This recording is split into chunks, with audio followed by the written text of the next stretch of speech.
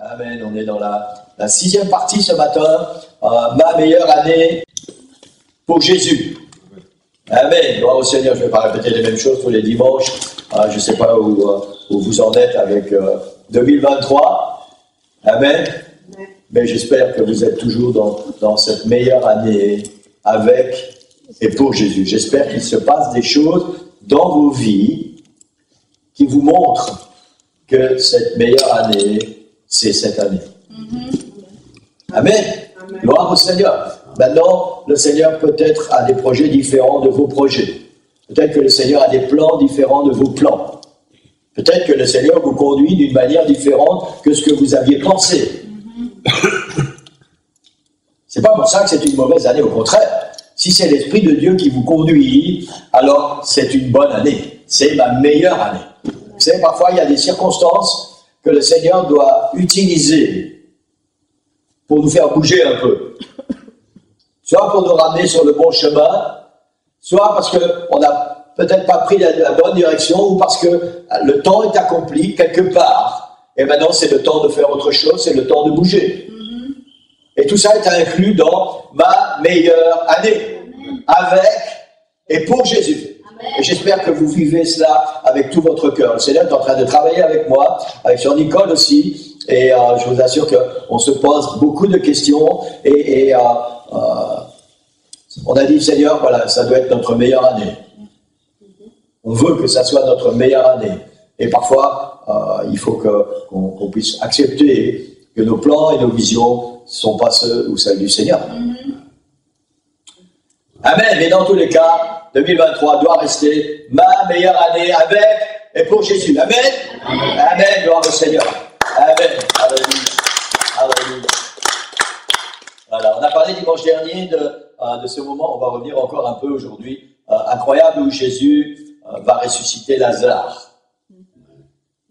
Donc, on a vu ce miracle extraordinaire où Jésus va ressusciter Lazare, et comment le Seigneur a fait ce miracle. Et ce miracle résume à lui tout seul le ministère et le but de la venue de Jésus sur la terre. La Bible dit, Jésus est venu pour que nous passions de la mort à la vie. Amen. Et le miracle de Lazare, de la résurrection de Lazare, résume exactement ce que Jésus est venu faire sur la terre. Il est venu pour nous faire passer de la mort à la vie. Amen. Vous êtes d'accord? Dites Amen. Gloire au Seigneur. Et nous savons que la vie, la vraie vie, se trouve en Jésus. Amen. Et uniquement en Jésus. La vraie vie ne se trouve nulle part ailleurs qu'en Jésus-Christ. Amen. Jésus a dit, je suis le chemin, la vérité et la vie. Il n'a pas dit, je suis un chemin, une vérité, une vie. Le chemin, la vérité et la vie. La vraie vie ne se trouve qu'en Jésus-Christ. Amen. Jésus déclare à l'église de Sardes, dans Apocalypse 3, tu passes pour être vivant et tu es mort. Certainement, vous avez déjà lu ça. Tu passes pour être vivant et tu es mort. On parle de la vie et on parle de la mort. Alors pourquoi Jésus parle de cette manière à l'église de Sardes? Qu'est-ce qui manque à cette église de Sardes qui est révélée dans le chapitre 3 de l'Apocalypse? Ce qui manque à cette église, c'est une vraie relation avec Jésus. Une réelle relation avec Jésus. C'est tout ce qui manque à cette église, mais c'est le principal. Et c'est ce dont nous avons besoin, et on va parler de ça ce matin, une véritable, une vraie relation avec Jésus. Quand on parle de relation, on parle de moments d'intimité, on parle de moments passés ensemble. Une relation ne se fait pas à distance. Bien que maintenant, les moyens technologiques nous donnent l'opportunité de le faire. Mais on ne peut pas dire que c'est une relation. Ce sont des vidéos, mais ce n'est pas une relation. Une relation se vit ensemble. Et ce que Jésus reproche à l'église de Sardes, tu dois laisser ici parce que moi je n'entends plus. Là. Vous trouvez que je parle trop fort? Non. Alors tu peux laisser. On peut le faire. Moi, en tout cas, j'ai besoin de retour ici sur l'estrade. Sinon, j'entends pas. Voilà, c'est pas de ma faute, c'est mes oreilles. Amen. Gloire au Seigneur. Une vraie relation avec Jésus. Amen. La parole du Seigneur ce matin, et c'est le titre de la prédication, la diapo numéro 2. Les amis de Jésus n'ont pas leur place dans un tombeau. Amen. Jésus est venu pour nous faire passer de la mort à la vie. Amen. Les amis de Jésus, et on va répéter cette phrase plusieurs fois pendant la parole du Seigneur ce matin, pendant la prédication. Les amis de Jésus n'ont pas leur place dans un tombeau. Amen. Ça veut dire que si nous voulons sortir du tombeau, si nous voulons être du côté de la vie, plutôt que du côté de la mort, nous devons être du côté des amis de Jésus. Amen. Gloire au Seigneur. Dans Jean chapitre 11, on découvre cette histoire, cette véritable histoire d'amour dont la Bible nous parle et dont on a parlé dimanche dernier, entre Marthe, Marie et Lazare et Jésus. Nous savons, d'après ce que la parole du Seigneur nous enseigne, que Marthe, Marie et Lazare sont des amis très proches de Jésus et ils aiment Jésus. Les récits des évangiles à leur sujet nous décrivent entre Marthe, Marie, Lazare et Jésus une relation fusionnelle. Pas quelque chose d'indifférent ou de très basique, une relation fusionnelle entre Jésus, Marthe, Marie et Lazare. Il y a quelque chose de fort, il y a quelque chose de puissant, il y a quelque chose de réel, il y a quelque chose de vivant. Amen. Amen. Un jour, Marie, à cause de l'amour qu'elle a pour le Seigneur, elle va prendre chez elle un vase de parfum, ce qu'elle a de plus précieux. La Bible dit que c'est un parfum de grand prix. Elle va casser ce vase et elle va répandre le parfum sur Jésus. Amen. À cause de l'amour qu'elle a pour le Seigneur. Nous parlons d'un amour pur. Nous parlons d'un amour vrai. Nous parlons d'un amour réel. Elle va répandre le parfum sur Jésus et quand le parfum aura coulé, elle va essuyer les pieds de Jésus avec ses cheveux. Amen. Amen. Ça, c'est une partie de la description de l'amour qu'il y avait entre Marthe, Marie, Lazare et Jésus. Amen. Et du côté de Jésus, c'est exactement la même chose. Diapo numéro 3, dans Jean 11, et le verset 3, on a lu ça dimanche dernier, les sœurs, donc Marthe et Marie, envoyèrent dire à Jésus, « Voici, celui que tu aimes est malade. » La Bible nous prouve que Jésus aimait Lazare. Amen. Au verset 5, diapo suivante, il est dit ceci, « Or, Jésus aimait Marthe et sa sœur Marie et Lazare. » Amen. Entre eux quatre, il y avait une véritable histoire d'amour. Amen. Une véritable histoire d'amour et de relation entre Jésus, Marthe, Marie et Lazare. Un amour sincère, un amour profond, un amour respectueux envers Jésus. Et c'est une des raisons pour laquelle Lazare ne pouvait pas rester dans le tombeau. Parce que les amis de Jésus n'ont pas leur place dans le tombeau. Amen. Gloire au Seigneur. Les amis de Jésus n'ont pas leur place dans le tombeau. Dans l'entourage de Jésus, il y avait des gens qui mouraient tous les jours. Tout comme ici chez nous aujourd'hui. Pendant les 3 ans et demi du ministère de Jésus, tous les jours, il y a des gens et des personnes qui mouraient. Des personnes qui tombent malades et qui meurent. Nous vivons ça aujourd'hui. Et Jésus vivait la même chose pendant son ministère terrestre. Nous savons aussi que Jésus n'était pas sur place quand Lazare est mort. Et il aurait pu se passer avec Lazare comme il s'est passé avec toutes ces autres personnes qui mouraient pendant le ministère de Jésus. Mais pour Lazare, il s'est passé quelque chose de différent. Même si Jésus n'était pas sur place. Pourquoi? Parce que les amis de Jésus n'ont pas leur place dans un tombeau.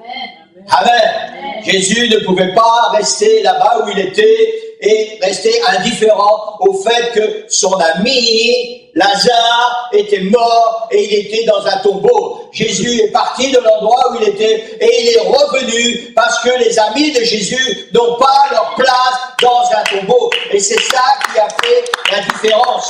Amen. Et c'est la même chose pour nous aujourd'hui, pour nous l'Église, en ce qui nous concerne. Maintenant, je ne parle pas de la mort physique. Je parle du domaine spirituel. Je parle de la mort spirituelle. Les amis de Jésus n'ont pas leur place dans un tombeau. Amen. Quelqu'un dit Amen ce matin. Amen. Du côté de Jésus, il n'y a pas et il n'y aura jamais aucun doute au sujet de son amour pour nous, de son amour pour toi.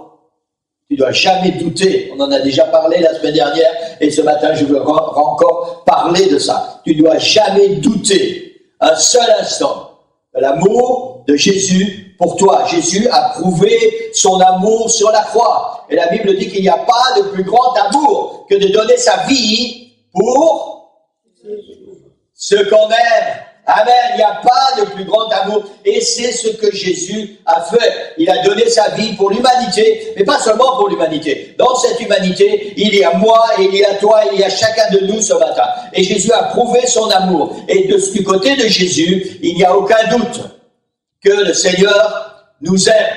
Amen. Gloire au Seigneur. Et je voudrais vous poser une question ce matin, comme j'ai l'habitude de le faire. Quelle est ta relation avec Jésus? On a parlé de cette relation entre Marthe, Marie et Lazare et Jésus.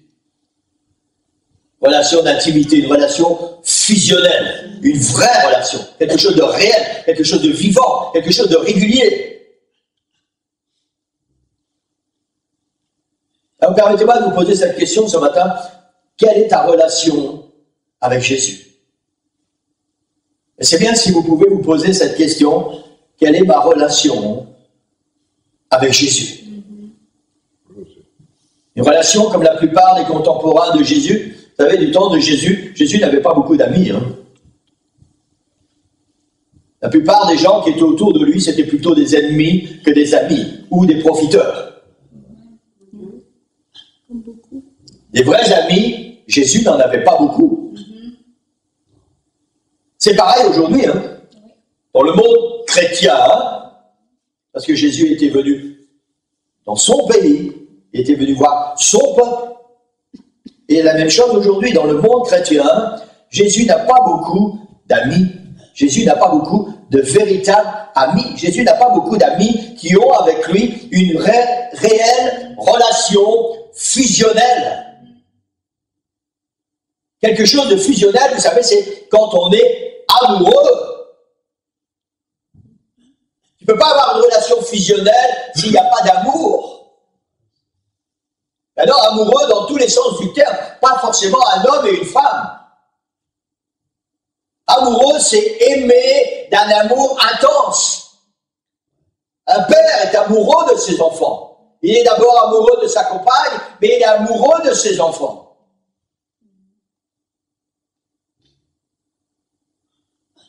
Et c'est de cet amour, c'est de cette relation fusionnelle que nous parlons ce matin. Quelle est ma relation avec Jésus? Est-ce que c'est comme du temps de Jésus? Ou est-ce que c'était la même chose? Ces gens qui étaient tous des profiteurs, on vient dans la maison du Seigneur parce qu'on a besoin. Aujourd'hui, je suis allé à la réunion de prière parce que je vais demander au pasteur, il faut qu'on prie pour moi, parce que je suis malade.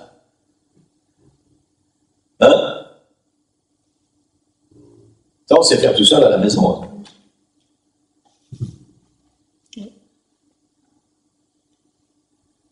Maintenant, si vous êtes malade, venez à l'église et demandez au pasteur. On va prier ensemble pour que le Seigneur puisse vous guérir. C'est pas de ça que je parle ce matin. Quelle est ma relation avec Jésus? Une relation comme la plupart des contemporains de Jésus, ou une relation comme Marthe, Marie et Lazare, une relation d'amour, une relation fusionnelle, une réelle relation d'amitié entre Jésus et nous. Quelle est ma relation avec Jésus? Diapo 5, les amis de Jésus n'ont pas leur place dans un tombeau. Amen. Et si nous nous considérons comme amis de Jésus, ça veut dire que spirituellement parlant, je ne parle pas de la vie, le corps un jour il va partir, c'est normal, c'est comme ça que la vie fonctionne. Je parle de notre vie spirituelle ce matin, je parle de notre esprit, je parle de l'esprit que le Seigneur a mis à l'intérieur de nous. Les amis de Jésus n'ont pas leur place dans un tombeau. Il n'est pas bien, il n'est pas normal que les amis de Jésus, ceux qui ont une relation fusionnelle avec Jésus, finissent dans une mort spirituelle. Ça n'est pas possible. Si tu es ami de Jésus, alors ta place n'est pas dans un tombeau. Ta place est dans la vie, et la vie éternelle, la vie spirituelle que le Seigneur nous donne. Amen. C'est la raison pour laquelle il est important pour chacun de nous, pour toi et pour moi, pour l'Église en général, d'avoir une réelle relation d'amour avec Jésus. Amen. De vivre une réelle intimité avec Jésus. Alléluia. Peut-être ça serait bien de vérifier sur une semaine ou sur 2 semaines ou sur un mois, quand nous sommes dans la présence du Seigneur, c'est-à-dire en prière, comment nous pouvons partager ce moment avec le Seigneur. Amitié, relation fusionnelle, requête, plainte, pleurs, parce que ça aussi on a besoin. Et je pense qu'on serait surpris de savoir que très certainement cette catégorie de relation fusionnelle aurait certainement le moins de pourcentage. Parce que je pense qu'on est tous pareils. On vient dans la présence du Seigneur, on dit merci Seigneur parce que tu as pris soin de moi. Merci Seigneur pour tes bénédictions. Seigneur, j'ai besoin de ceci. Seigneur, j'ai besoin de cela. Seigneur, prospère ma famille. Seigneur, bénis ma famille. Seigneur, mes finances, ça va pas. Seigneur, ma santé, ça va pas. Seigneur, tu as vu les soucis. C'est comme ça, n'est-ce pas? On est tous pareils. C'est vrai ou c'est pas vrai? On est tous pareils. Amen. Et vous savez quoi? En plus de tout ça, le Seigneur attend de nous qu'il y ait une relation fusionnelle, une réelle relation d'amour. Et cette réelle relation d'amour, elle doit prendre la majorité de notre temps. Et le reste, le Seigneur va en prendre soin. On doit lui donner, on doit prendre du temps pour parler de tout ça avec le Seigneur. Mais la majorité de notre temps, dans notre relation avec Jésus, devrait être une relation fusionnelle. Comme Marie. Vous savez, quand Jésus était invité à manger chez Marthe et Marie et Lazare, Marie, elle était occupée à la cuisine. Il fallait faire la popote, il fallait bien qu'on mange. Il y avait Marie, il y avait Marthe, il y avait Lazare, il y avait Jésus, il y avait les disciples, puis il y avait toujours des invités surprises. Parce que c'était comme ça à l'époque. Les maisons étaient ouvertes et les gens suivaient Jésus, un peu comme en Afrique, je dis, comme ça. Et les gens rentraient et puis on va et puis on mange. Et il fallait bien qu'il y ait une Marthe quelque part en cuisine. Et puis il y avait Marie. Marie, elle était au pied de Jésus. Et elle écoutait Jésus, elle regardait Jésus, elle était attentive à Jésus. Les deux sont nécessaires. Mais la Bible nous dit que Jésus aimait Marthe et Marie et Lazare. Et la raison de ça, c'est parce qu'entre eux, il y avait une relation fusionnelle. Fusionnelle. C'est la raison pour laquelle Jésus est revenu en arrière. Il a fait 4 jours de marche, parce qu'on a été chercher Jésus, on l'a prévenu que Lazare était mort. Jésus est resté encore 2 jours là-bas. Ensuite, il est revenu, et quand il est arrivé, Marie lui a dit, ça fait 4 jours qu'il est dans le tombeau. C'est pour cette raison que Jésus est revenu. Parce qu'entre Lazare et Jésus, il y avait une relation fusionnelle. Et les amis de Jésus n'ont pas leur place dans un tombeau. Amen. Il fallait qu'il se passe quelque chose dans la vie de Lazare, parce que les amis de Jésus n'ont pas leur place dans un tombeau. Et ce matin, je voudrais dire à quelqu'un, les amis de Jésus n'ont pas leur place dans un tombeau. L'Église de Jésus-Christ n'a pas sa place dans un tombeau. Tu n'as pas ta place dans un tombeau si tu es l'ami de Jésus. Et si tu n'es pas encore ami de Jésus, tu n'as pas encore dans ta vie cette relation fusionnelle avec Jésus, alors c'est le temps de t'occuper sincèrement de ta vie, parce que les amis de Jésus n'ont pas leur place dans un tombeau. Jésus est venu pour nous donner la vie et la vie en abondance. Et ça, c'est la réalité. C'est à ça que le Seigneur nous appelle et c'est le désir du Seigneur. Amen. Gloire au Seigneur. Alléluia. En tant que chrétiens, nous n'échappons pas aux circonstances de la vie, quelles qu'elles soient. Problèmes, difficultés, maladies, souffrances, injustices et tout le reste. Ça fait partie de la vie. Tout comme la maladie a conduit Lazare dans le tombeau. Ça, c'était littéral. De la même façon, toutes ces choses que nous vivons, que nous subissons, pourraient nous conduire dans le tombeau spirituel, dans la mort spirituelle. Ça veut dire que nous allons négliger notre relation fusionnelle avec Jésus et ce qui va primer dans nos pensées, dans nos attitudes, dans notre caractère, dans notre vie en général, c'est toutes ces choses, tous ces problèmes, toutes ces difficultés. Et si nous sommes focalisés avec ça, ces choses vont nous emmener dans un tombeau spirituel, vont détruire notre vie spirituelle et vont nous amener à la mort spirituelle. Si nous sommes trop occupés avec toutes ces choses de la vie, toutes ces choses, au final, vont nous conduire dans un tombeau spirituel. Et nous allons mourir spirituellement. Or, les amis de Jésus n'ont pas leur place dans un tombeau. Et je crois qu'il est temps, Église, que nous puissions apprendre à faire confiance au Seigneur. Ces situations sont là, elles sont bien réelles. Mais il est temps que nous ayons une vraie relation fusionnelle avec Jésus. Parce que si nous avons cette relation fusionnelle avec Jésus, alors les amis de Jésus n'ont pas leur place dans le tombeau. Et le Seigneur va s'occuper de nos soucis, le Seigneur va s'occuper de nos problèmes. Peut-être pas, on en a parlé tout à l'heure, peut-être pas comme on aurait voulu qu'il le fasse, mais le Seigneur va s'en occuper. Et tout ce que le Seigneur va faire, il va bien le faire. Et vous devez être convaincus de cela. Tout ce que le Seigneur va faire, il va bien le faire. Amen. Le désir de Jésus est que nous soyons tous et toutes ses véritables amis. Que nous ayons tous et toutes une véritable relation d'amour avec lui. Parce que les amis de Jésus n'ont pas leur place dans un tombeau. Et le désir de Jésus n'est pas que nous nous retrouvions comme Lazare dans un tombeau. Le désir de Jésus est que, à cause de cette relation d'amour, à cause de cette relation fusionnelle avec lui, nous puissions continuer de vivre spirituellement. Non seulement que nous soyons en bonne santé physique, mais que nous soyons aussi en bonne santé spirituelle. Ça, c'est le désir de Jésus. C'est la volonté du Seigneur. Mais pour que nous puissions arriver à ce domaine, alors il nous faut établir, si ce n'est pas encore fait, avec Jésus, ou continuer d'entretenir une relation fusionnelle, une réelle relation d'amour avec Jésus. Être amoureux de Jésus, pas des religieux, être amoureux, et c'est ce qui va faire la différence, Église. C'est pas seulement quelques mots qui sont écrits sur une diapositive ce matin. Les amis de Jésus n'ont pas leur place dans un tombeau. C'est une réalité. C'est ce que Jésus veut. C'est pour ça qu'il est venu sur la terre. C'est pour ça qu'il est mort à la croix. Parce que notre place n'est pas dans un tombeau spirituel. Notre place est dans la présence de Jésus, là où il y a la vie, parce que c'est Jésus qui donne la vie. Et parce que la vraie vie ne se trouve qu'en Jésus. Amen. Amen. Et il nous faut apprendre ou réapprendre à avoir une vraie relation fusionnelle avec Jésus. Amen. Amen. Faites ça dans l'ordre, comme vous voulez quand vous êtes en prière. Si vous voulez d'abord donner vos problèmes au Seigneur, donnez vos problèmes au Seigneur. Et prenez le temps.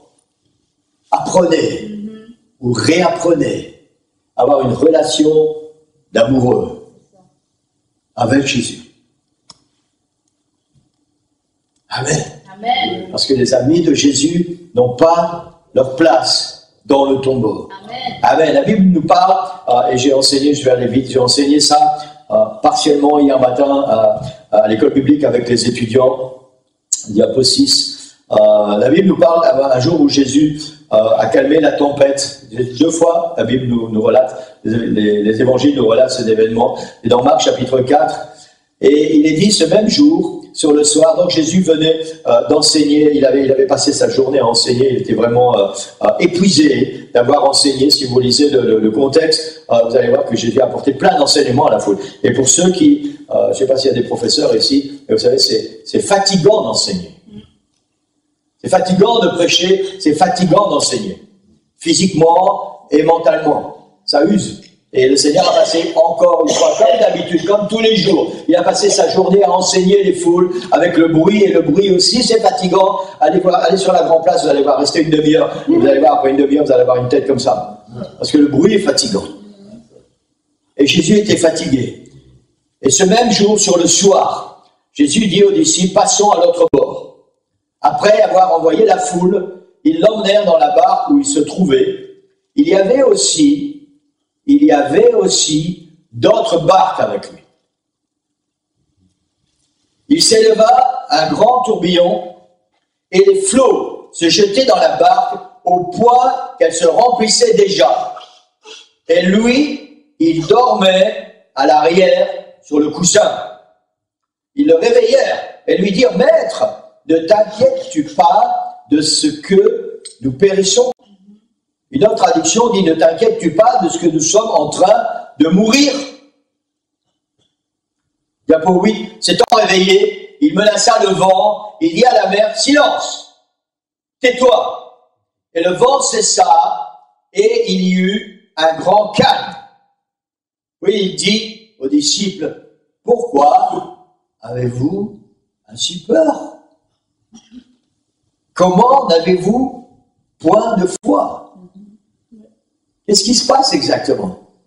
Les disciples sont dans la barque et ils sont occupés à ramer pour arriver de l'autre côté, parce que Jésus leur a dit on va de l'autre côté.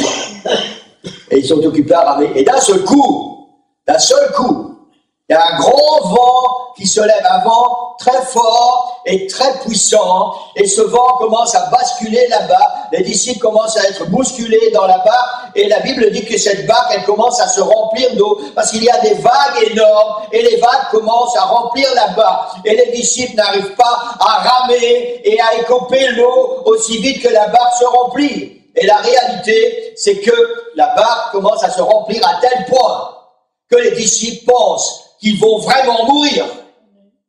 N'oublions pas que la plupart des disciples étaient des pêcheurs.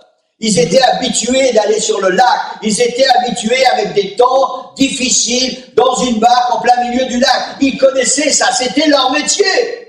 Et certainement, ils avaient déjà vécu des situations compliquées au milieu de cette mer. Mais cette fois, c'est différent. Cette fois, ils vont réveiller Jésus et ils disent à Jésus, « Seigneur, nous allons mourir !» Ils sont convaincus que cette fois-ci, ils vont mourir. Et la Bible dit que Jésus se lève et il commande à la mer. Et il commande au vent. Jésus n'a pas fait des imprécations, il n'a pas commencé à se préparer. Attendez, je vais me... Non. Il se lève, il dit au vent, ça suffit. Il dit à la mer, arrête, tu calmes. Et la Bible dit que le calme, instantanément, est revenu. Et Jésus regarde ses disciples, il dit, quoi? Vous n'avez pas de foi?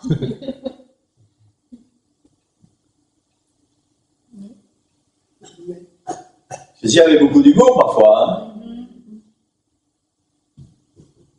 Je suis persuadé, Église, que si j'avais été dans la barque, j'aurais eu la même réaction, exactement la même réaction. J'aurais été réveillé Jésus et j'aurais dit, Jésus, on va mourir! Parce que c'est ce qui devait se passer. C'est ce qui normalement devait se passer. On a vu que quand ils sont partis, d'autres barques étaient avec eux. Et la Bible ne dit pas ce qui s'est passé avec ces autres barques. Mais la Bible nous dit ce qui s'est passé avec celle-ci. Il y a deux choses qui vont changer la situation, qui vont renverser la situation. La première chose, c'est que les gens, les hommes, qui sont dans la barque, ce sont les amis de Jésus. Ce sont ses disciples. Ce sont les amis de Jésus. Ce sont des hommes avec qui Jésus a une relation d'amour. Il a une relation fusionnelle.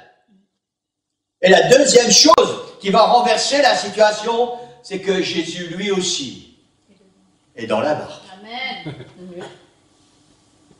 Amen. Et si Jésus est dans la barque, Jésus ne peut pas mourir. Et si les amis de Jésus sont dans la barque, ils n'ont pas leur place dans la mort. Et voilà ce qui va renverser la situation. On ne sait pas ce qui s'est passé avec les autres barques.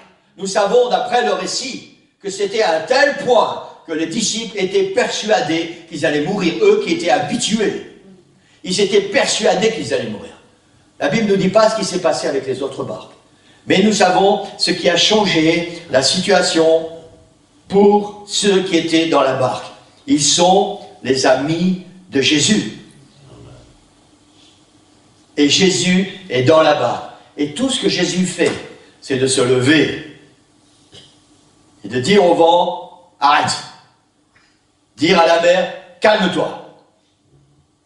Aussi simple et étonnant que cela puisse nous paraître, c'est tout ce que Jésus a fait.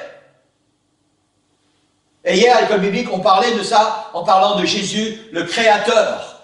C'est lui qui tient les éléments dans ses mains et tous les éléments doivent lui obéir.